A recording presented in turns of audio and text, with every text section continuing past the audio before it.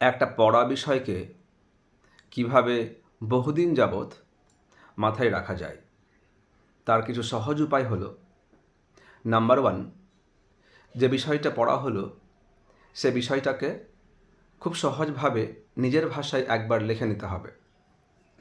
Number 2, যে বিষয়টা পড়লে সে বিষয় থেকে সারফেস লেভেল থেকে এবং ডেপথ লেভেল থেকে কিছু প্রশ্ন নিজের মতো করে বানিয়ে নিতে হবে।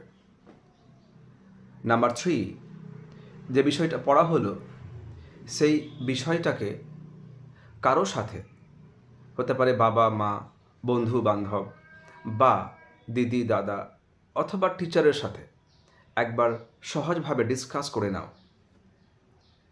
নাম্বার 4, যে বিষয়টা পড়া হলো যদি সেই বিষয়টাকে কাউকে শেখানো যায়, অর্থাৎ টিচ করা যায়, তাহলে কিন্তু খুবই ইফেক্টিভ এই একটা মেথড।